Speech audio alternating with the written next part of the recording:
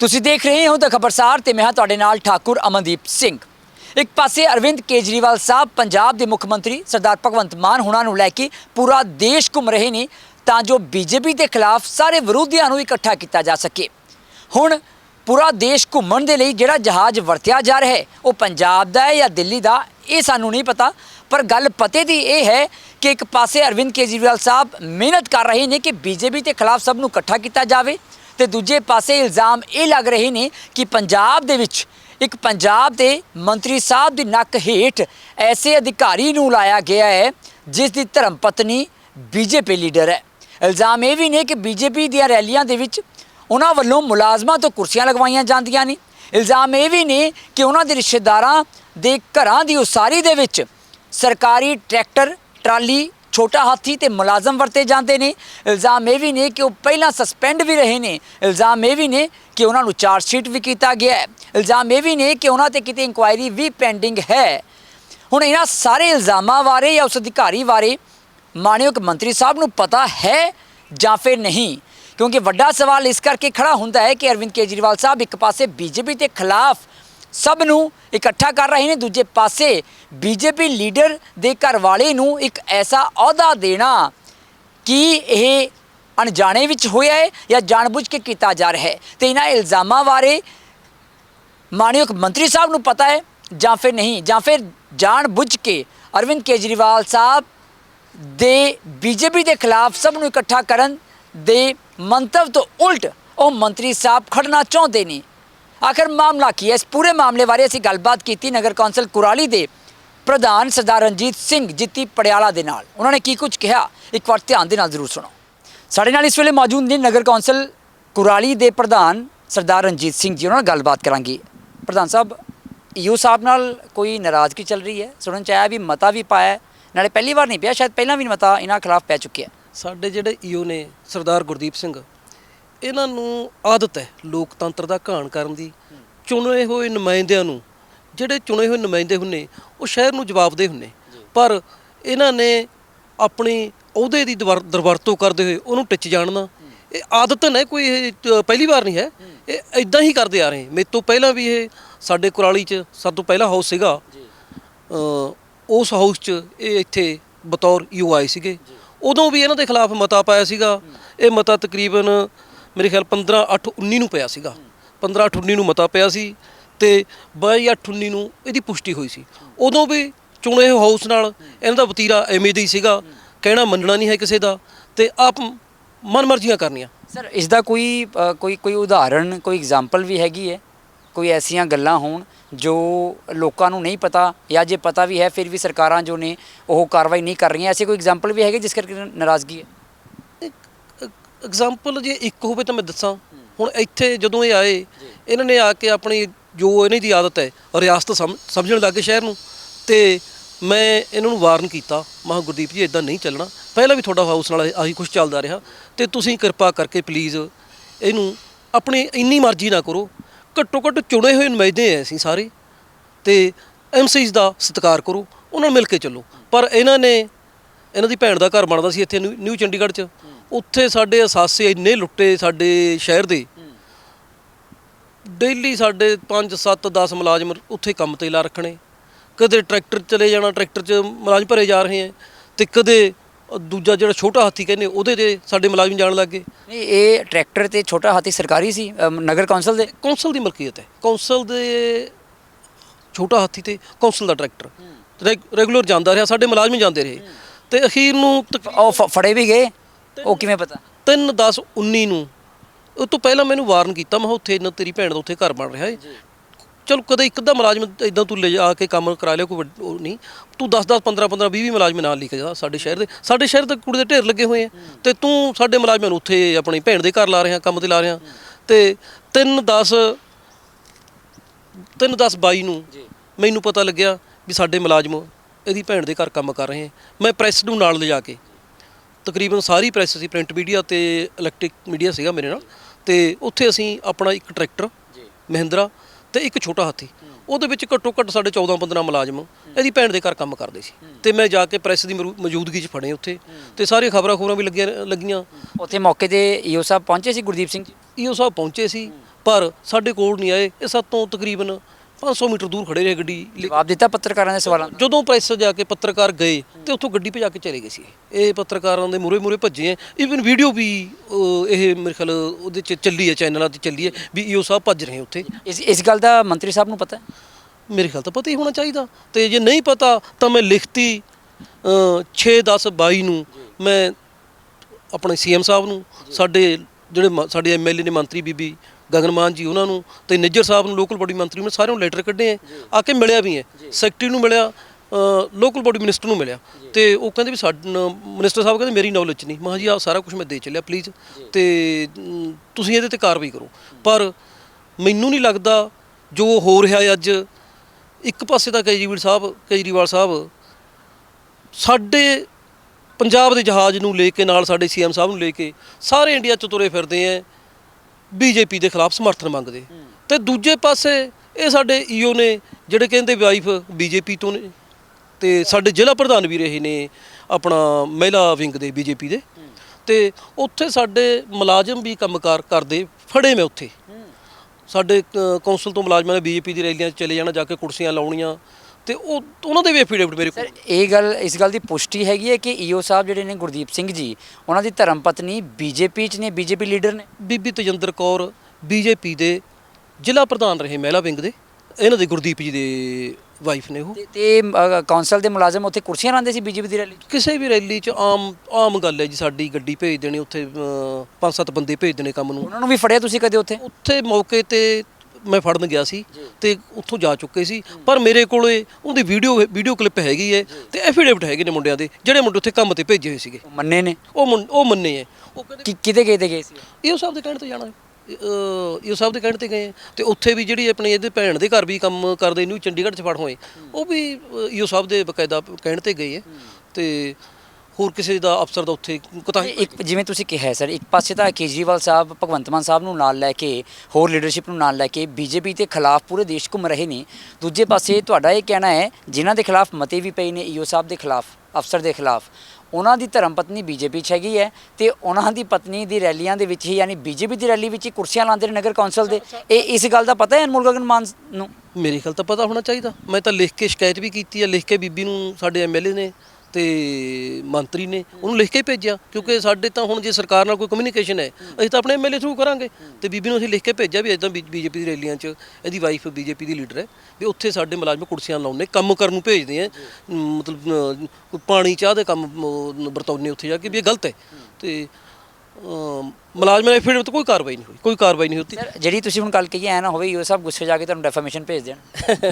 ਕੋਈ ਗੱਲ ਨਹੀਂ, ਮੈਂ ਇਹ ਇੱਕ ਵਾਰ ਨਹੀਂ, ਮੈਂ ਮੀਡੀਆ 'ਚ ਪਿਛਲੇ ਸਾਲ ਤੋਂ ਤਕਰੀਬਨ ਲਗਾਤਾਰ ਕਹਿੰਦਾ ਆ ਰਿਹਾ, ਮੈਨੂੰ ਕੋਈ ਉਹ ਨਹੀਂ ਹੈਗਾ, ਕਿਉਂਕਿ ਮੇਰੇ ਕੋਲ ਪ੍ਰੂਫ ਨੇ। ਮੈਨੂੰ ਮੈਂ ਕਿਹਾ ਭੇਜ ਦੇਣ ਤਾਂ ਵੈਲਕਮ ਹੈ, ਮੈਂ ਉਹਦਾ ਸਾਹਮਣਾ ਕਰਨ ਨੂੰ ਤਿਆਰ ਹੈ। ਇੱਕ ਚੀਜ਼ ਹੋ ਰਿਹਾ ਕਿਤੇ ਐਂ ਤਾਂ ਨਹੀਂ ਕਿ ਤੁਹਾਡੇ ਨਾਲ ਕੋਈ ਪਰਸਨਲੀ ਹੋ ਗਈ ਹੋਵੇ, ਬਈ ਕੋਈ ਦਿਲ ਤੇ ਗੱਲ ਲੱਗੀ ਹੋਵੇ, ਇਸ ਕਰਕੇ ਈਓ ਸਾਹਿਬ ਦੇ ਖਿਲਾਫ ਹੈ? ਹੋ ਸਕਦਾ ਪਿਛਲਾ ਰਿਕਾਰਡ ਬਹੁਤ ਵਧੀਆ ਹੋਵੇ ਉਹਨਾਂ ਦਾ। ਪਿਛਲਾ ਰਿਕਾਰਡ ਜੇ ਵਧੀਆ ਹੁੰਦਾ ਤਾਂ ਪਿਛਲਾ ਹਾਊਸ ਮੇਰੇ ਹਿਸਾਬ ਨਾਲ ਮਤਾ ਨਾ ਪਾਉਂਦਾ ਉਹਦੇ ਖਿਲਾਫ। ਪਿਛਲੇ ਹਾਊਸ ਨੇ ਵੀ ਮੈਂ ਇਸ ਤੋਂ ਵੀ ਪਿੱਛੇ ਵਾਲਾ, ਮੈਂ ਕਿ ਇਸ ਤੋਂ ਵੀ ਪਹਿਲਾਂ ਕਿਆ ਪਤਾ ਵਧੀਆ ਰਿਹਾ ਹੋਵੇ, ਕੁਰਾਲੀ 'ਚ ਨਹੀਂ ਬਣੀ, ਹੋਰ ਜਗ੍ਹਾ ਵਧੀਆ ਰਿਹਾ ਹੋਵੇ। ਬਾਕੀ ਜਗ੍ਹਾ ਮੈਂ ਤੁਹਾਨੂੰ ਬਾਅਦ 'ਚ ਦੱਸਦਾ, ਪਰ ਅਸੀਂ 31/10/22 ਨੂੰ ਸਾਡੇ ਹਾਊਸ ਨੇ 17 ਬੰਦਿਆਂ ਦਾ ਚੁਣਿਆ ਹੋਇਆ ਹਾਊਸ ਹੈ ਸਾਡਾ, ਉਹਦੇ 'ਚੋਂ 12 ਬੰਦਿਆਂ ਨੇ ਕਿਹਾ ਵੀ ਸਾਨੂੰ ਇਹ ਅਫਸਰ ਇੱਥੇ ਨਹੀਂ ਚਾਹੀਦਾ। ਸਰਕਾਰ ਨੂੰ ਲਿਖ ਕੇ ਭੇਜਿਆ ਵੀ ਤੁਸੀਂ ਕੋਈ ਵੀ ਅਫਸਰ ਲਾ ਦਿਓ, ਇਹ ਅਫਸਰ ਪਲੀਜ਼ ਸਾਡੇ ਇੱਥੋਂ ਬਦਲੋ, ਸਾਡਾ ਮਾਹੌਲ ਖਰਾਬ ਕੀਤਾ ਪਿਆ ਦਫ਼ਤਰ ਦਾ। ਤੇ ਸਾਰਾ ਇਹਦੇ ਪਿਛਲੀਆਂ ਦੱਸਿਆ ਗਈਆਂ, ਪਿਛਲੀਆਂ ਕਰਤੂਤਾਂ ਜੋ ਹੈਗੀਆਂ ਉਹ ਦੱਸੀਆਂ ਗਈਆਂ, ਪਰ ਸਰਕਾਰ ਨੂੰ ਪਤਾ ਨਹੀਂ ਐਡੀ ਕਾਬਲੀਅਤ ਇਹ 'ਚ ਕੀ ਲੱਗ ਰਹੀ ਹੈ, ਮੈਨੂੰ ਨਹੀਂ ਪਤਾ ਲੱਗ ਰਿਹਾ। ਤੇ ਜਦ ਕਿ ਜਿੱਥੇ ਵੀ ਗਿਆ ਹਰੇਕ ਜਗ੍ਹਾ ਦਾ ਕਲੇਸ਼ ਚੱਲ ਰਿਹਾ। ਇੱਥੇ ਖਰੜ ਲਾਇਆ, ਈਵਨ ਤੁਸੀਂ ਇਹ ਦੇਖੋ ਵੀ ਕੁਰਾਲੀ ਬਹੁਤ ਛੋਟਾ ਸ਼ਹਿਰ ਹੈ, ਛੋਟੀ ਐਮਸੀ ਹੈ, ਉਹਦਾ ਛੋਟੀ ਐਮਸੀ ਦਾ ਈਓ ਉਹਨੂੰ ਵਾਧੂ ਚਾਰਜ ਖਰੜ ਦਿੱਤਾ, ਬਹੁਤ ਵੱਡੀ ਐਮਸੀ ਦਾ ਚਾਰਜ ਦਿੱਤਾ। ਕਿਉਂ ਦਿੱਤਾ ਮੇਰੀ ਸਮਝ ਤੇ ਬਾਹਰ ਹੈ। ਬਹੁਤ ਵੱਡੀ ਕਿ ਮੇਰੇ ਖਿਆਲ ਸੈਕਿੰਡ ਲਾਰਜੈਸਟ ਹੋਣੀ ਹੈ ਆਫਟਰ ਜ਼ੀਰਕਪੁਰ, ਇਸ ਤੋਂ ਵੱਡੀ ਐਮਸੀ ਨਹੀਂ ਹੋਣੀ ਖਰੜ ਤੋਂ ਵੱਡੀ। ਜ਼ੀਰਕਪੁਰ ਤੋਂ ਬਾਅਦ ਖਰੜ ਸਭ ਤੋਂ ਵੱਡੀ ਐਮਸੀ ਹੈ, ਸਭ ਤੋਂ ਅਮੀਰ। ਐਸਾ ਕਦੇ ਇਤਿਹਾਸ ਪਹਿਲੇ ਹੋਇਆ ਕਦੇ ਵੀ ਇੱਕ ਛੋਟੀ ਜਗ੍ਹਾ ਦੇ ਕਿਸੇ ਅਫਸਰ ਨੂੰ ਉਸ ਤੋਂ 10 ਗੁਣਾ ਵੱਡੀ ਜਗ੍ਹਾ ਦਾ ਵਾਧੂ ਚਾਰਜ ਦਿੱਤਾ ਗਿਆ ਹੋਵੇ? ਮੈਂ ਤਾਂ ਪਹਿਲੀ ਵਾਰ ਦੇਖਿਆ, ਮੈਨੂੰ ਨਹੀਂ ਇਦਾਂ ਦਾ ਕੋਈ ਕਦੇ ਦੇਖਣ ਨੂੰ ਮਿਲਿਆ। ਕੋਈ ਤਾਂ ਗੁਣ ਹੋਣਗੇ। ਹਾਂ ਗੁਣ ਹੈਗੇ ਨੇ, ਗੁਣ ਤੋਂ ਤੁਹਾਨੂੰ ਮੈਂ ਦੱਸ ਦਿੰਦਾ। ਬੋਹੇ ਇਹ ਲੱਗੇ ਸੀਗੇ ਤੇ ਉੱਥੇ ਚਾਰਜ ਸ਼ੀਟ ਹੋਏ ਹੈ ਜੀ। ਜਗਰਾਉਂ ਲੱਗੇ ਸੀ, ਉੱਥੋਂ ਸਸਪੈਂਡ ਹੋਏ ਹੈ। ਅਨੰਦਪੁਰ ਸਾਹਿਬ ਲੱਗੇ ਸੀ, ਉੱਥੇ ਇਨਕੁਆਇਰੀ ਪੈਂਡਿੰਗ ਚੱਲਦੀ ਹੈ। ਖਰੜ ਅਜੇ ਆਈ ਹੈ ਕਰਮਾਂ ਵਾਲੇ ਤਾਂ ਤੁਹਾਡੇ ਨਾਲ ਵੀ ਮੇਰੇ ਖਿਆਲ ਕਲੇਸ਼ ਚੱਲ ਰਿਹਾ ਇਹਨਾਂ ਦਾ। ਤੁਸੀਂ ਵੀ ਪੁਤਲਾ ਫੂਕਿਆ, ਸ਼ਾਇਦ ਮਾਫੀ ਮੰਗੀ ਹੈ ਤੁਹਾਡੇ ਆਪਣਾ ਪੱਤਰਕਾਰ ਭਾਈਚਾਰੇ ਕੋਲੋਂ, ਵੱਡੇ ਅਫਸਰਾਂ ਨੇ ਵਿੱਚ ਪੈ ਕੇ ਇਹਦਾ ਸਮਝੌਤਾ ਕਰਾਇਆ। ਤੇ ਪ੍ਰਧਾਨ ਨਾਲ ਤਾਂ ਇੰਨਾ ਕੁ ਚੱਲ ਰਿਹਾ ਵੀ ਪ੍ਰਧਾਨ ਨੂੰ ਤਾਂ ਪ੍ਰਧਾਨ ਖਰੜ ਵਾਲੇ ਨੂੰ ਮੰਨਦੇ ਹੀ ਨਹੀਂ ਇਹ ਆਦਤ ਨੇ, ਇਹ ਮਤਲਬ ਰੋਗੀ ਹੈ ਇਹ। ਮੈਂ ਇਹਨੂੰ ਉਹ ਨਹੀਂ ਕਹਿੰਦਾ ਤਾਂ ਕਸੂਰ ਨਹੀਂ ਹੈਗਾ, ਮੈਂ ਤਾਂ ਮੰਨਦਾ ਇਹ ਰੋਗੀ ਹੈ। ਇਹ ਕੋਈ ਇਹਨੂੰ ਆਹ ਕੁਛ ਕਰਕੇ ਇਹਨੂੰ ਵਧੀਆ ਲੱਗਦਾ, ਆਪਣੇ ਉਹਦੀ ਦੁਰਵਰਤੋਂ ਕਰਨ 'ਚ ਇਹਨੂੰ ਮਾਣ ਮਹਿਸੂਸ ਹੁੰਦਾ, ਮੈਨੂੰ ਤਾਂ ਇਹ ਲੱਗਦਾ। ਅਦਰਵਾਈਜ਼ ਮੈਂ ਤਾਂ ਨਹੀਂ ਕੋਈ ਲੜਿਆ ਦੇਖਿਆ ਵੀ ਪ੍ਰੈਸ ਨਾਲ ਕੋਈ ਉਹ ਆਉਂਦੀ ਸਾਰ ਪ੍ਰੈਸ ਨਾਲ ਜੁੱਤੀ ਹੋ ਜਾਵੇ ਤੇ ਮਾਫੀ ਮੰਗ ਕੇ ਖਹਿੜਾ ਛਡਾਇਆ। ਤੇ ਆਦਤ ਨੇ ਮੇਰੇ ਕੋਲ ਵੀ ਜਦੋਂ ਆਹ ਹੋਇਆ ਤਾਂ ਮਾਫੀ ਤਾਂ ਮੰਗੀ ਹੋਏ ਤੇ ਤੁਹਾਡੇ ਕੋਲੋਂ ਵੀ ਮੰਗੀ ਮਾਫੀ? ਬਿਲਕੁਲ ਮੰਗੀ। ਜਦੋਂ ਆਹ ਆਪਣਾ ਇਹਦੀ ਸਿਸਟਰ ਵਾਲਾ ਹੋਇਆ ਉੱਥੇ ਕਿਹਾ ਕਹਿੰਦਾ ਮੇਰੇ ਤੋਂ ਗਲਤੀ ਹੋ ਗਈ, ਪਤਾ ਨਹੀਂ ਅੱਗੇ ਨਹੀਂ ਕਰਦਾ, ਪਰ ਨਹੀਂ ਹਟ ਰਿਹਾ। ਤੇ ਜਦੋਂ ਕੁਰਸੀਆਂ ਲਾਉਂਦੇ ਫੜੇ ਗਏ ਸੀਗੇ ਮੁਲਾਜ਼ਮ, ਉਹਦੇ 'ਚ ਵੀ ਮੈਂ ਬੁਲਾ ਕੇ ਕਿਹਾ, ਮਹਾ ਯਾਰ ਬੰਦ ਕਰ, ਇਹ ਚੰਗੀ ਗੱਲ ਥੋੜ੍ਹੀ ਵੀ ਤੂੰ ਮੁਲਾਜ਼ਮਾਂ ਨੂੰ ਜਿੱਥੇ ਦੇਖਦਾ ਤੇਰੇ ਆਪਣੀ ਰਿਆਸਤ ਥੋੜ੍ਹੀ ਹੈ ਸ਼ਹਿਰ, ਆਪਾਂ ਤੁਸੀਂ ਅਫਸਰ ਹੋ ਈਓ ਇੱਥੋਂ, ਐਂ ਥੋੜ੍ਹੀ ਸਾਰੇ ਜਿੱਥੇ ਮੁਲਾਜ਼ਮ ਦਿਲ ਕਰਦਾ ਉਵੇਂ ਵਰਤੋਂ। ਤੇ ਸ਼ਹਿਰ ਦੇ ਬਾਹਰ ਜਿੱਥੇ ਆਬਾਦੀ ਦਾ ਨਾਂ ਨਿਸ਼ਾਨ ਨਹੀਂ ਹੈਗਾ ਉੱਥੇ ਇਹਨੂੰ ਸੀ ਕੱਢੀ ਜਾਂਦੇ, ਆਬਾਦੀ ਦੇ ਵਿੱਚ ਰੋਕੀ ਜਾਂਦੇ। ਇੱਕ 4 ਏਕੜ ਦੀ ਕਲੋਨੀ ਹੈ ਜਿੱਥੇ ਇਹਨਾਂ ਨੇ ਨਕਸ਼ੇ ਪਾਸ ਕਰਤੇ, ਪਤਾ ਨਹੀਂ ਕਿਵੇਂ ਕੀਤੇ, ਮੈਨੂੰ ਨਹੀਂ ਪਤਾ। ਸ਼ਹਿਰ ਦੇ ਵਿੱਚ ਜੇ ਕੋਈ ਆ ਜਾਂਦਾ ਕੋਈ 70 ਗਜ ਵਾਲਾ, ਉਹ ਲਕੀਰਾਂ ਨਿਕਲ ਜਾਂਦੀਆਂ ਵਿਚਾਰੇ ਦੀਆਂ, ਉਹਦਾ ਪਾਸ ਨਹੀਂ ਹੋਣਾ, ਨਾ ਇਹਨੂੰ ਸੀ ਹੋਣੀ ਹੈ। ਤੇ ਉਹ ਮਿੰਨਤਾਂ ਕਰਦਾ ਫਿਰਦਾ, ਜਿਹੜੇ ਕਲੋਨੀ ਆ ਉਹਨਾਂ ਦਾ ਠਾਠਾ ਕੰਮ ਕਰ ਰਿਹਾ। ਜਿਨ੍ਹਾਂ ਦੀ ਐਨਓਸੀਆਂ ਪਾਸ ਕੀਤੀਆਂ ਨੇ ਜਾਂ ਐਨਓਸੀ ਦਿੱਤੀਆਂ ਨੇ ਜਿਨ੍ਹਾਂ ਨੂੰ, ਉਹਨਾਂ ਦਾ ਵੇਰਵਾ ਹੈਗਾ ਤੁਹਾਡੇ ਕੋਲ? ਹੈਗਾ ਮੇਰੇ ਕੋਲ, ਐਨਓਸੀ ਦੇ ਨੰਬਰ ਹੈਗੇ ਨੇ। ਜਿਹੜਾ ਸ਼ਹਿਰ ਤੋਂ ਬਾਹਰ ਇਹਨਾਂ ਨੇ ਡਾਇਰੈਕਟ ਐਨਓਸੀ ਦੇ, ਉਹ ਕਲੋਨੀ ਜਿਹੜੀ ਹੈਗੀ ਉਹ ਅਪਰੂਵਡ ਕਲੋਨੀ ਹੈ ਜਿੱਥੇ ਐਨਓਸੀ ਦਿੱਤੀ ਹੈ? ਨਹੀਂ, ਅਨਅਪਰੂਵਡ। ਕੋਈ ਫਿਰ ਐਨਓਸੀ ਕਿਵੇਂ ਦਿੱਤੀ ਹੈ?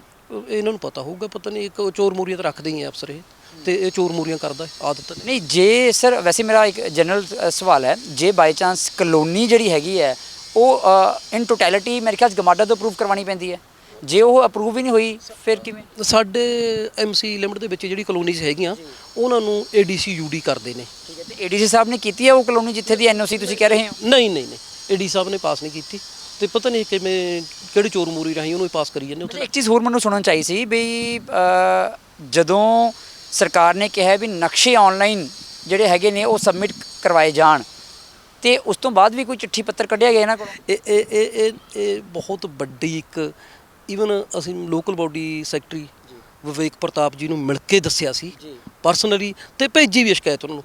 ਇਹਨਾਂ ਨੇ ਲੈਟਰ ਕੱਢੀ ਇੱਕ ਵੀ ਕੋਈ ਵੀ ਨਕਸ਼ਾ ਆਨਲਾਈਨ ਪਾਉਣ ਤੋਂ ਪਹਿਲਾਂ ਮੈਨੂੰ ਫਾਈਲ ਚੈੱਕ ਕਰਾਈ ਜਾਵੇ। ਕਾਰਨ ਮਤਲਬ ਸਮਝ ਨਹੀਂ ਆਉਂਦੀ ਵੀ ਅੰਡਰ ਦਾ ਟੇਬਲ ਮੇਰੇ ਨਾਲ ਗੱਲ ਕੀਤੀ ਜਾਵੇ ਤਦ ਅੱਗੇ ਉਹ ਪਾਇਓ ਉਹਨੂੰ ਪਾਸ ਕਰਾਉਣ ਲਈ, ਨਹੀਂ ਤਾਂ ਜਦ ਤੱਕ ਮੈਨੂੰ ਫਾਈਲ ਨਹੀਂ ਚੈੱਕ ਕਰਾਉਂਦੇ। ਸਰਕਾਰ ਨੇ ਸੌਖੇ ਕੀਤੇ, ਲੋਕ ਸੌਖੇ ਕੀਤੇ ਵੀ ਤੁਸੀਂ ਆਨਲਾਈਨ ਨਕਸ਼ਾ ਪਾਓ, ਨਾਲ ਤੁਹਾਨੂੰ ਕਿਤੇ ਜਾਣਾ ਆਉਣਾ ਨਹੀਂ ਪਏਗਾ।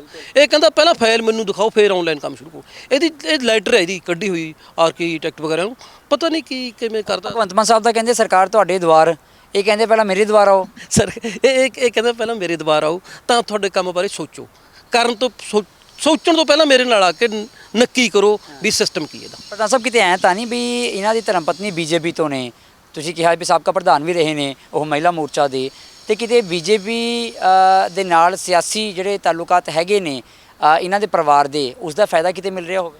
ਦੇਖੋ ਅਸੀਂ ਤਾਂ ਮਤਲਬ ਬਹੁਤ ਤੋਂ ਪਹਿਲਾਂ ਹੀ ਕਹਿ ਰਹੇ ਹਾਂ ਵੀ ਜਿਹੜੀ ਆਪ ਹੈ ਇਹ ਬੀਜੇਪੀ ਦੀ ਬੀ ਟੀਮ ਹੈ, ਕਿਉਂਕਿ ਕਾਂਗਰਸ ਮੁਕਤ ਭਾਰਤ ਜੇ ਕਰਨਾ ਬੀਜੇਪੀ ਨੇ ਤਾਂ ਆਪ ਇੱਕ ਬਹੁਤ ਵੱਡਾ ਉਹਨਾਂ ਉੱਥੇ ਰੋਲ ਪਲੇ ਕਰ ਰਹੀ ਹੈ।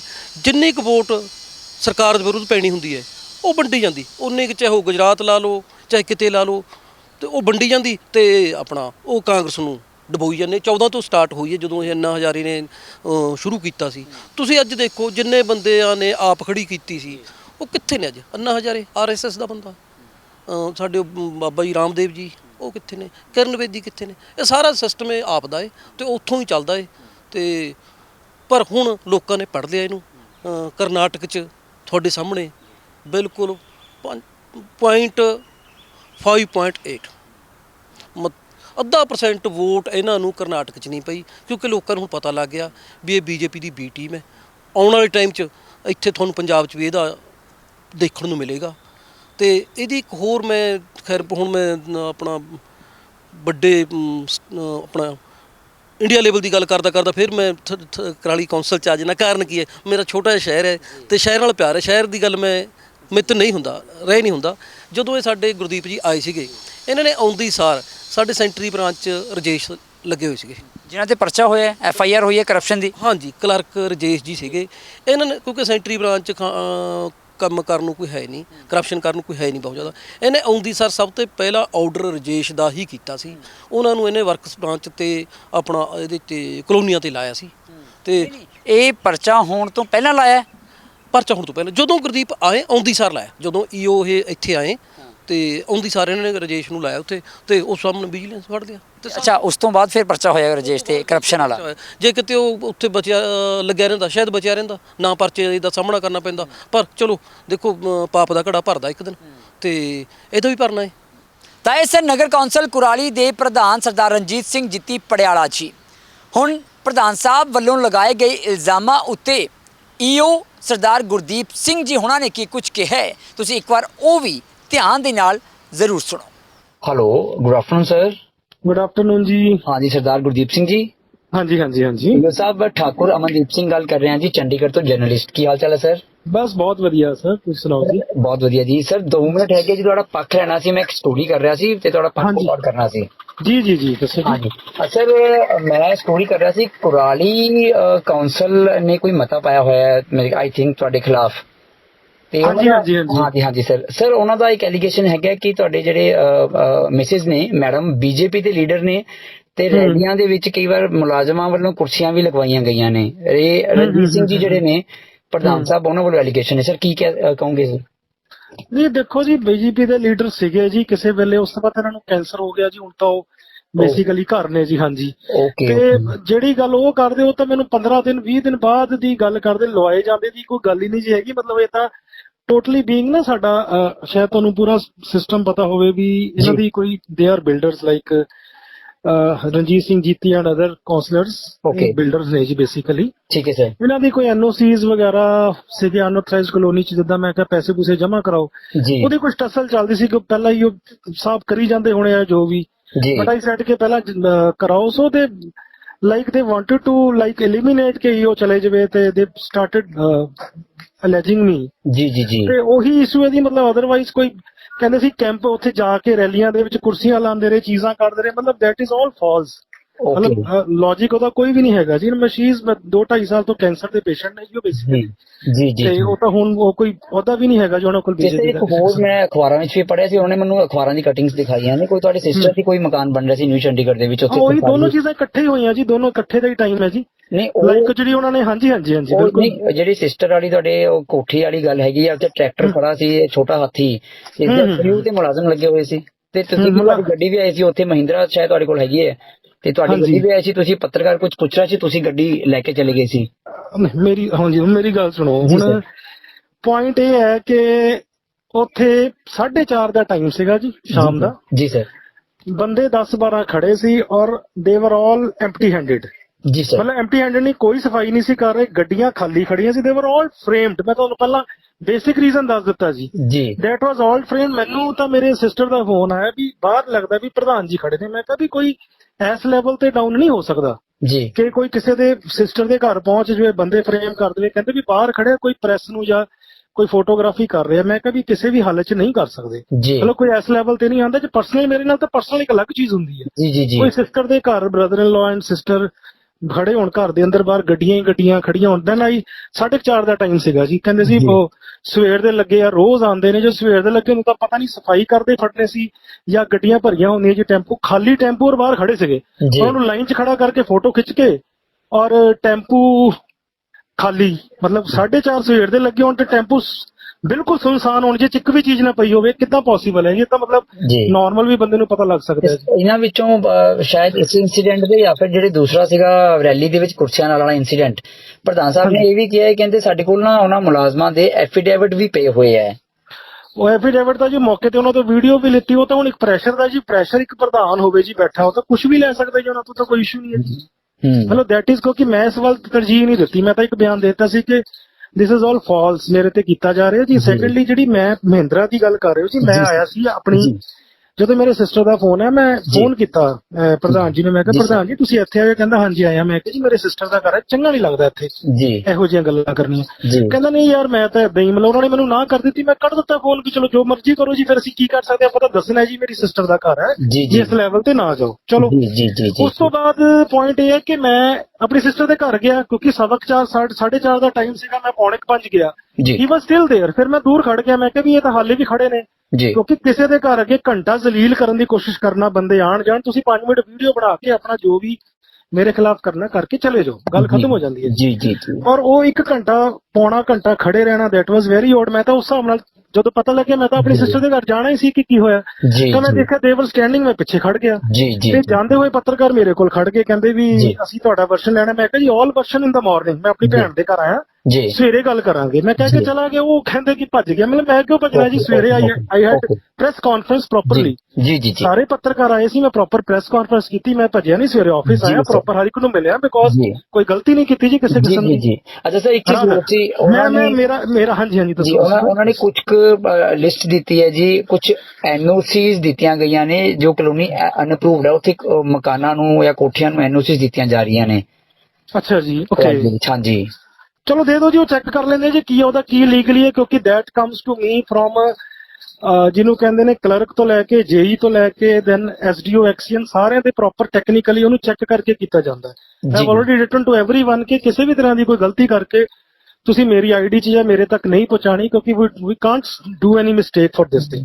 ਜੇ ਕੋਈ ਹੋਏਗਾ ਤਾਂ ਉਹਦਾ ਕੋਈ ਰੀਜ਼ਨ ਹੋਏਗਾ ਵੀ ਕਿਸ ਬੇਸ ਤੇ ਦਿੱਤੀ, ਕਿ ਵਿਲ ਚੈੱਕ ਇਟ ਆਊਟ ਜੀ, ਕੋਈ ਇਦਾਂ ਦੀ ਗੱਲ ਨਹੀਂ। ਲੇਕਿਨ ਸਰ ਜਿਹੜਾ ਪ੍ਰੋਸੈਸ ਹੈ, ਮੈਂ ਆਪਣੀ ਨੌਲੇਜ ਵਾਸਤੇ ਵੀ ਪੁੱਛ ਰਿਹਾ ਹਾਂ ਵੀ ਏਡੀਸੀ ਸਾਹਿਬ ਜਦੋਂ ਅਪਰੂਵ ਕਰਨਗੇ ਉਸ ਤੋਂ ਬਾਅਦ ਫਿਰ ਐਨਓਸੀ ਵਗੈਰਾ ਦਿੱਤੀ ਜਾ ਸਕਦੀ ਹੈ ਜੀ, ਜਦੋਂ ਨਕਸ਼ੇ ਉੱਥੇ ਦੇ ਅਪਰੂਵ ਹੋ ਗਏ? ਦੋ ਚੀਜ਼ ਹੈ ਜੀ, ਦੇਖੋ ਰੈਜ਼ੀਡੈਂਸ਼ੀਅਲ ਤਾਂ ਯੂ ਲੈਵਲ ਤੇ ਹੁੰਦਾ ਜੀ, ਕਮਰਸ਼ੀਅਲ ਜਿਹੜਾ ਹੁੰਦਾ ਉਹ ਆਪਣਾ ਏਡੀਸੀ ਲੈਵਲ ਤੇ ਹੁੰਦਾ ਜੀ। ਓਕੇ ਸੈਕੰਡ, ਹਾਂਜੀ ਮੈਂ ਹੁਣ ਅਗਲਾ ਮੈਂ ਪੁਆਇੰਟ ਇਹ ਕਹਿਣਾ ਚਾਹੁੰਦਾ ਕਿ ਦੁਰਵਰਤੋਂ ਤਾਂ ਇਹਨਾਂ ਨੇ ਕੀਤੀ ਸੀਗੀ, ਲਾਈਕ ਉਹਨਾਂ ਦਾ ਲੜਕਾ ਭਤੀਜਾ ਜੀ, ਸਕਾ, ਉਹਨੂੰ ਸਕਾ ਹੀ ਹੈ ਸ਼ਾਇਦ, ਉਹ ਸਰਕਾਰੀ ਆਪਣੀ ਸਰਕਾਰੀ ਕਹਿ ਗਿਆ ਕਿ ਸਰਕਾਰੀ ਤਨਖਾਹ ਲੈ ਰਿਹਾ ਸੀਗਾ ਕਮੇਟੀ ਤੋਂ, ਐਂਡ ਉਹ ਹੀ ਵਾਸ ਨਾਟ, ਕੋਈ ਉਹਦੀ ਹਾਜ਼ਰੀ ਨਹੀਂ ਸੀ, ਕੁਛ ਨਹੀਂ ਸੀ, ਘਰ ਬੈਠਦਾ ਸੀ।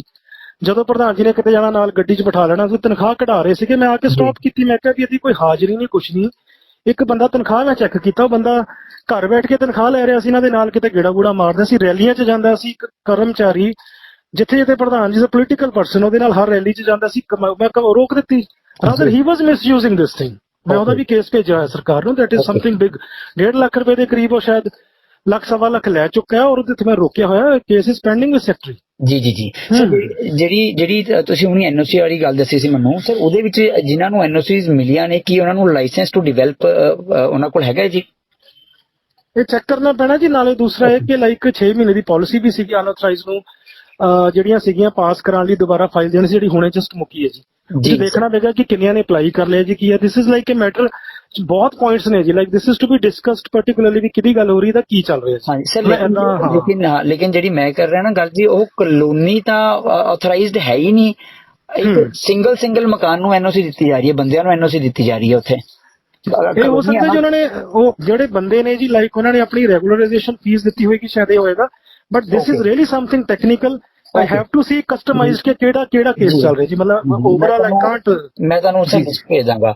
ਤੇ ਸਰ ਉਹਨਾਂ ਨੇ ਇੱਕ ਹੋਰ ਡਾਕੂਮੈਂਟ ਦਿੱਤਾ ਸੀਗਾ ਵੀ ਕੋਈ ਤੁਹਾਡੀ ਸਸਪੈਂਸ਼ਨ ਹੋਈ ਸੀ ਜਗਰਾਉਂ ਤੋਂ। ਮੈਂ ਪੜ੍ਹ ਵੀ ਰਿਹਾ ਸੀਗਾ, ਉਹਦੇ ਚ ਲਿਖਿਆ ਹੋਇਆ ਸੀਗਾ ਵੀ ਟੈਂਡਰਾਂ ਵਿੱਚ ਹੋਈ ਘਪਲੇ ਸੰਬੰਧੀ ਬਣਦੀ ਕਾਰਵਾਈ ਨਾ ਕਰਨ ਕਰਕੇ ਤਤਕਾਲ ਅਸਰ ਤੋਂ ਮੁਅੱਤਲ ਕੀਤਾ ਜਾਂਦਾ ਹੈ ਸਰ। ਉਹਨਾਂ ਨੇ ਇਹ ਵੀ ਕਿਹਾ ਵੀ ਪਿਛਲਾ ਰਿਕਾਰਡ ਵੀ ਜਿਹੜਾ ਤੁਹਾਡਾ ਹੈਗਾ ਉਹ ਇਦਾਂ। ਮੇਰੀ ਗੱਲ ਸੁਣੋ ਜੀ, ਕਿਸੇ ਦੇ ਵੀ ਇਲਜ਼ਾਮ ਲਾਣਾ ਇਜ਼ ਸਮਥਿੰਗ ਸੋ ਈਜ਼ੀ। ਮੈਂ ਦਫ਼ਤਰੀ ਹੁਕਮ ਹੈਗਾ, ਮੈਂ ਤੁਹਾਨੂੰ ਇਹੀ ਦੱਸ ਰਿਹਾ ਜੀ, ਮੈਂ am going to this point, you just listen to me ਜੀ ਸਰ। ਕਿਸੇ ਤੇ ਇਲਜ਼ਾਮ ਲਾਣਾ ਇਜ਼ ਸੋ ਈਜ਼ੀ ਜੀ, ਬਾਅਦ ਉਹਦੇ ਚ ਕੀ ਬਣਿਆ that is something very different. ਕਿਸੇ ਦਾ ਵੀ ਕਰੈਕਟਰ ਅਸੈਸੀਨੇਟ ਕਰਨਾ is very easy, but you have to see the facts. Point ਸੀਗੇ ਕਿ ਟੈਂਡਰ ਲਗਾਏ ਗਏ ਸੀਗੇ ਦੈਟ ਟਾਈਮ ਜੀ ਸਰ। ਉਹ ਟੈਂਡਰ ਲਗਾਏ ਗਏ, ਸਰਕਾਰ ਬਦਲ ਗਈ ਜੀ, ਜਦੋਂ ਟੈਂਡਰ ਲਗਾਏ ਗਏ 100 ਕੇ ਜਿੱਦਾਂ ਇਹਦੇ ਚ ਕਈ ਰੂਲਸ ਰੈਗੂਲੇਸ਼ਨਸ ਪੂਰੀ ਨਹੀਂ, ਟੈਂਡਰ ਤਾਂ ਪਹਿਲਾਂ ਹੀ ਕੈਂਸਲ ਕਰ ਦਿੱਤੇ ਕਿ ਟੈਂਡਰ ਤਾਂ ਸਿਰੇ ਹੀ ਨਹੀਂ ਚੜਾਏ ਗਏ ਜੀ। ਮੇਰੀ ਗੱਲ ਸੁਣੋ ਜੀ ਸਰ। ਬਟ ਸ਼ਿਕਾਇਤ ਇਹ ਹੋਈ ਸੀ ਕਿ ਇਹ ਇੰਨੇ ਟੈਂਡਰ 8 ਕਰੋੜ ਦੇ ਲਗਾ ਦਿੱਤੇ ਗਏ, ਉਹਦੇ ਚ ਘਪਲੇਬਾਜ਼ੀ ਹੋਈ ਹੈ ਜੀ। ਪੁਆਇੰਟ ਹੈ ਕਿ ਦੈਟ ਵੈਰੀ ਟਾਈਮ, ਕਿਉਂਕਿ ਸਿੱਧੂ ਸਾਹਿਬ ਦੀ ਸਰਕਾਰ ਆਈ ਸੀ, ਦੇ ਵਰ ਸੇਇੰਗ ਕਿ ਕੋਈ ਵੀ ਕਿਤੇ ਗਲਤੀ ਕਰਦਾ ਹੀ ਸ਼ੁੱਡ ਬੀ ਇੱਕ ਵਾਰੀ ਉਹਨੂੰ ਸਸਪੈਂਡ ਕਰੋ, ਫਿਰ ਉਹਦੀ ਇਨਕੁਆਇਰੀ ਕਰਾਂਗੇ। ਮਤਲਬ ਜੇ ਕੋਈ ਗਲਤੀ ਕਰਦਾ ਹੈ, ਕਿਸੇ ਵੀ ਕਿਸਮ ਦੀ ਸ਼ਿਕਾਇਤ ਆਉਂਦੀ ਹੈ, ਜੀ ਸਰ। ਸ਼ਿਕਾਇਤ ਹੈ ਕਿ 8 ਕਰੋੜ ਦੇ ਟੈਂਡਰ ਲਗਾ ਕੇ ਇਹ ਮਿਸਯੂਜ਼ ਆਫ ਫੰਡਸ ਹੋਇਆ। ਪੁਆਇੰਟ ਹੈ ਕਿ ਵੈਨ ਇਨਕੁਆਇਰੀ ਇਨਕੁਆਇਰੀ ਕਰ ਦਿੱਤਾ ਸਸਪੈਂਡ ਜੀ ਉਹਦੇ ਤੇ। ਜੀ ਸਰ। ਸਸਪੈਂਡ ਵੀ ਨਹੀਂ ਕੀਤਾ ਜੀ, ਸਸਪੈਂਸ਼ਨ ਲਿਖਣ ਤੋਂ ਬਾਅਦ ਵੀ 1 ਮਹੀਨਾ ਦੇਵਰ ਵੇਟਿੰਗ ਕਿ ਅਸੀਂ ਚੈੱਕ ਕਰ ਲਈ। ਮੈਂ ਪੇਸ਼ ਹੋ ਗਿਆ ਸੀ, ਮੈਂ ਕਿਹਾ ਮੈਨੂੰ ਨੌਕਰੀ ਤੋਂ ਹੀ ਕੱਢ ਦਿਓ ਜੀ ਜੇ ਕੋਈ ਗਲਤੀ ਹੋਏਗੀ ਇਹ 'ਚ, ਕਿਉਂਕਿ ਮੈਂ ਤਾਂ ਕੈਂਸਲ ਕਰ ਚੁੱਕਾ। 1 ਰੁਪਿਆ ਵੀ ਕਮੇਟੀ ਚੋਂ ਕੱਢਿਆ ਹੀ ਨਹੀਂ। ਇੱਕ ਟੈਂਡਰ ਲਗਾਏ, ਉਹਨੂੰ ਮੈਂ ਹੀ ਪਹਿਲਾਂ ਕੈਂਸਲ ਕਰ ਦਿੱਤਾ ਕਿ ਇਹ 'ਚ ਪ੍ਰੋਸੈਸ ਪੂਰਾ ਨਹੀਂ ਹੈ। ਜੀ। ਉਹ ਪ੍ਰੋਸੈਸ ਦੇ ਉਸ ਤੋਂ ਬਾਅਦ 'ਚ ਕਰ ਦਿੱਤਾ ਕਿ 8 ਕਰੋੜ ਦੇ ਗਲਤ ਲਾਏ ਵਿਦਆਊਟ ਸੀਇੰਗ ਕਿ ਉਹ ਪ੍ਰੋਸੈਸ ਪੂਰੇ ਨਹੀਂ ਹੋਏ, ਨਾ ਟੈਂਡਰ ਰਜਿਸਟਰ ਚੜਿਆ, ਨਾ ਟੈਂਡਰ ਲਗਾਏ ਗਏ, ਔਰ ਨਾ ਹੀ ਉਹਦੇ ਤੇ ਕੀ ਕਹਿੰਦੇ ਨੇ ਕੋਈ ਇੱਕ ਵੀ ਬਿੱਲ ਪੇਮੈਂਟ ਕੀਤੀ। ਮਤਲਬ 1 ਰੁਪਿਆ ਵੀ ਕਮੇਟੀ ਚੋਂ ਨਹੀਂ ਨਿਕਲਿਆ। ਉਹ ਬਹੁਤ ਪਹਿਲਾਂ ਹੀ ਕੈਂਸਲ ਕਰ ਦਿੱਤੇ ਗਏ, ਮਤਲਬ ਮੇਰੇ ਵੱਲੋਂ ਹੀ ਕੈਂਸਲ ਕਰਦੇ ਸੀ ਜਾਣ ਤੋਂ ਪਹਿਲਾਂ ਕਿ ਪ੍ਰੋਸੈਸ ਠੀਕ ਨਹੀਂ ਹੈ। ਜੀ। ਫਿਰ ਦੈਟ ਵਾਸ ਲਿਸਨਡ ਤੇ ਉਦੋਂ ਇਹੀ ਕਹਿ ਰਹੇ ਸੀ ਕਿ ਨਹੀਂ ਕਰਾਂਗੇ। ਇੱਕ ਆਰਡਰ ਤੋਂ ਮਹੀਨਾ ਤੱਕ ਮੇਰੀ ਨਹੀਂ ਹੋਈ, ਅਚਾਨਕ ਕਰ ਦਿੱਤੀ ਗਈ। then ਫਿਰ ਦੁਬਾਰਾ ਪੇਸ਼ ਹੋਇਆ ਵੀ ਤੁਸੀਂ ਤਾਂ ਕਿਹਾ ਸੀ ਕਰਨਾ ਨਹੀਂ ਹੈ। ਔਰ ਰਿਵੋਕ ਹੋਣ ਤੋਂ ਬਾਅਦ ਮੇਰੀ ਤਾਂ ਚਾਰਜ ਸ਼ੀਟ ਵੀ ਵਾਪਸ ਹੋ ਗਈ ਹੈ ਜੀ, ਵੀ ਗਲਤ ਲਿੱਤੇ ਗਏ ਸੀ ਇਲਜ਼ਾਮ। ਮੇਰੇ ਤਾਂ ਵਾਪਸ ਹੋ ਚੁੱਕੀ, ਚਾਰਜ ਸ਼ੀਟ ਤੱਕ ਖਤਮ ਹੋ ਚੁੱਕੀ ਹੈ। ਸਰ ਉਹਦੀ ਕਾਪੀ ਭੇਜ ਦੋਗੇ ਮੈਨੂੰ? ਹਾਂਜੀ ਜੀ, ਮੈਂ ਦੇ ਦਾਂਗਾ ਜੀ। ਚਾਰਜ ਸ਼ੀਟ ਹੀ ਵਾਪਸ ਹੋ ਗਈ ਸੀ ਜੀ ਉਹਦੀ। ਹਾਂਜੀ ਹਾਂਜੀ, WhatsApp ਕਰ ਦਿਓ ਸਰ। ਚਾਰਜ ਸ਼ੀਟ ਤੋਂ ਯਾਦ ਆਇਆ, ਚਾਰਜ ਸ਼ੀਟ ਕਿਸੇ ਹੋਰ ਜਗ੍ਹਾ ਦੀ ਵੀ ਚਾਰਜ ਸ਼ੀਟ ਕਹਿ ਰਹੇ ਸੀ ਉਹ, ਮੈਂ ਨਾਮ ਭੁੱਲ ਗਿਆ ਹੁਣ ਲੋਕੇਸ਼ਨ ਦਾ, ਵੀ ਉੱਥੇ ਵੀ ਚਾਰਜ ਸ਼ੀਟ ਹੋਈ ਸੀ। ਤੇ ਸਰ ਇੱਕ ਅਨੰਦਪੁਰ ਸਾਹਿਬ ਦਾ ਵੀ ਕੋਈ ਰੌਲਾ ਸੀ, ਉੱਥੇ ਵੀ ਤੁਸੀਂ ਰਹੇ ਹੋ, ਉੱਥੇ ਵੀ ਕੋਈ ਕਹਿੰਦੇ 18 ਲੱਖ ਦਾ ਕੁਝ ਪਤਾ ਨਹੀਂ। ਕੁਝ ਵੀ ਨਹੀਂ ਜਾਏਗਾ। ਫਿਰ ਦੱਸੋ ਜੀ, ਮੈਨੂੰ ਹੀ ਦੱਸ ਦਿਓ ਕੀ ਹੈ। ਮੈਂ ਤਾਂ ਤੁਹਾਡੇ ਕੋਲੋਂ ਸਰ ਕਨਫਰਮ ਕਰ ਰਿਹਾ, ਮੈਂ ਸੁਣਨ ਚ ਆਇਆ ਜੀ ਮੈਨੂੰ ਆਪ ਨਹੀਂ ਜੀ ਪਤਾ ਕੀ ਹੈ ਜੀ, ਕੁਝ ਨਹੀਂ ਜੀ। ਉਹ ਤਾਂ ਹੁਣ ਪੁਆਇੰਟ ਹੈ ਵੀ ਕਿਸੇ ਵੀ ਡਿਪਾਰਟਮੈਂਟ ਦੇ ਕਿਸੇ ਵੀ ਆਫੀਸਰ ਦੀ ਕੋਈ ਵੀ ਚੀਜ਼ ਕੱਢੋ, 100 ਚੀਜ਼ਾਂ ਹੁੰਦੀਆਂ, 100 ਨਾਲ ਹੁੰਦੀਆਂ। ਇੱਕ ਵਾਰ ਲੱਗਦਾ ਵੀ ਆਹ ਕੀਤਾ, ਮਤਲਬ ਇਹ ਆਪਾਂ ਐਜ਼ ਏ ਲੇਮੈਨ ਵੀ ਗੱਲ ਕਰੀ ਨਾ ਸੋਸ਼ਲੀ, ਤਾਂ this is so normal things. ਮਤਲਬ ਇੱਕ ਤਾਂ ਹੁੰਦਾ ਨਾ ਕਿ ਵੀ ਦਿਸ ਪਰਸਨ ਇਜ਼ ਵੀ ਇਹ ਕਰਦਾ ਰਹਿੰਦਾ। ਮੈਂ ਤਾਂ ਤੁਹਾਨੂੰ ਦੱਸ ਹੀ ਦਿੱਤਾ ਜੀ ਕੀ ਕੇਸ ਸੀਗਾ ਜੀ, ਉਹ ਕੁਝ ਵੀ ਨਹੀਂ ਸੀਗਾ। ਟੈਂਡਰਸ ਵਰ ਕੈਂਸਲਡ ਦੈਟ ਟਾਈਮ ਵਿਦਆਊਟ। ਮੇਰਾ ਲਾਸਟ ਕੁਐਸਚਨ ਸਰ, ਇੱਕ ਅੱਜ ਹੀ ਮੈਨੂੰ ਇਨਸੀਡੈਂਟ ਪਤਾ ਲੱਗਿਆ ਹੈ ਖਰੜ ਦਾ, ਵੀ ਤੁਹਾਡੇ ਕੋਲ ਐਡੀਸ਼ਨਲ ਚਾਰਜ ਹੈਗਾ ਜੀ। ਖਰੜ ਦੇ ਵਿੱਚ ਨਾ ਕੋਈ ਸ਼ਿਵਾਲਿਕ ਸਿਟੀ ਇੱਕ ਹੈਗੀ ਹੈ, ਉੱਥੇ 20 ਤੋਂ ਜ਼ਿਆਦਾ ਕਲੋਨੀਆਂ ਦਾ, ਅਨਆਥੋਰਾਈਜ਼ਡ ਕਲੋਨੀਆਂ ਦਾ ਸ਼ਿਵਾਲਿਕ ਸਿਟੀ ਜਿਹੜੀ ਹੈਗੀ ਉਹ ਆਥੋਰਾਈਜ਼ਡ ਹੈ। ਉਹਦੇ ਵਿੱਚ ਸੀਵਰੇਜ ਦਾ ਜਿਹੜਾ ਕਨੈਕਸ਼ਨ ਹੈ 20 ਅਨਆਥੋਰਾਈਜ਼ਡ ਕਲੋਨੀ ਦਾ, ਉਹਦੇ ਸੀਵਰੇਜ ਨਾਲ ਜੋੜਿਆ ਜਾ ਰਿਹਾ ਜੀ। ਨਹੀਂ, ਉਹ ਸਾਡਾ ਕੇਸ ਨਹੀਂ ਜੋ ਕੋਈ ਗਮਾਡਾ ਦਾ। ਮੈਂ ਅੱਜ ਨਾ ਸਵਨੀਤ ਮੇਰਾ ਜੀ ਉਹਦੇ ਨਾਲ ਗੱਲ ਕੀਤੀ ਸੀ, ਕਹਿੰਦਾ ਸਰ ਸਾਡਾ ਉਹ ਚ ਰੋਲ ਹੀ ਨਹੀਂ ਹੈ। SDO ਐਂਡ SDM ਸਾਹਿਬ ਨੇ ਕੋਈ ਕਾਰਵਾਈ ਕੀਤੀ ਹੈ, ਤੁਸੀਂ ਇਸੇ ਬਾਰੇ ਨਾ ਸਵਨੀਤ ਸਾਡਾ ਜੇਈ ਹੈ ਜੀ sir, he will properly explain ਕਿ ਕੀ। ਮੈਂ ਕਿ ਮੈਨੂੰ ਵੀ ਇੱਕ ਮੈਸੇਜ ਆਇਆ ਸੀ ਕਿ ਕੋਈ ਇਸ਼ੂ ਹੈ, ਕਿ ਸਰ ਸਾਡਾ ਉਸ ਚ ਕੋਈ ਰੋਲ ਨਹੀਂ ਹੈ ਸਰ, ਸ਼ਿਕਾਇਤ ਵੀ ਗਈ ਹੈ।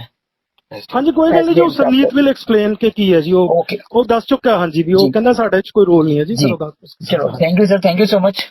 ਤਾਂ ਇਹ ਸੀ ਈਓ ਸਰਦਾਰ ਗੁਰਦੀਪ ਸਿੰਘ ਜੀ ਹੋਣਾ ਦਾ ਪੱਖ। ਹੁਣ ਇਸ ਮੁੱਦੇ ਨੇ ਕੀ ਨਗਰ ਕੌਂਸਲ ਕੁਰਾਲੀ ਦੇ ਮੁੱਦੇ ਨੂੰ ਸਟੇਟ ਲੈਵਲ ਦਾ ਮੁੱਦਾ ਬਣਾ ਦਿੱਤਾ ਹੈ, ਕਿਉਂਕਿ ਕਾਂਗਰਸ ਸ਼ੁਰੂ ਤੋਂ ਹੀ ਇਹ ਇਲਜ਼ਾਮ ਤਰਾਸ਼ੀ ਕਰਦੀ ਰਹੀ ਹੈ ਕਿ ਆਮ ਆਦਮੀ ਪਾਰਟੀ BJP ਦੀ B ਟੀਮ ਹੈ। ਪਰ ਕੀ ਈਓ ਸਾਹਿਬ ਦੀ ਨਿਯੁਕਤੀ ਨੇ ਇਸ ਇਲਜ਼ਾਮ ਤਰਾਸ਼ੀ ਤੇ ਮੋਹਰ ਲਗਾਈ ਹੈ? ਹੁਣ ਕੀ ਮਾਨਯੋਗ ਮੰਤਰੀ ਸਾਹਿਬ ਇਹਨਾਂ ਇਲਜ਼ਾਮਾਂ ਵੱਲ ਗੌਰ ਕਰਨਗੇ ਜਾਂ ਫਿਰ ਨਹੀਂ, ਜਾਂ ਫਿਰ ਕਾਂਗਰਸ ਵੱਲੋਂ ਲਗਾਏ ਜਾਂਦੇ ਇਲਜ਼ਾਮ ਸਹੀ ਸਾਬਤ ਹੋਣਗੇ? ਇਹ ਸਮਾਂ ਦੱਸੇਗਾ। ਕੈਮਰਾ ਪਰਸਨ ਮਨੋਜ ਦੇ ਨਾਲ ਠਾਕੁਰ, ਅਮਨਦੀਪ ਸਿੰਘ, ਦ ਖਬਰਸਾਰ, ਕੁਰਾਲੀ।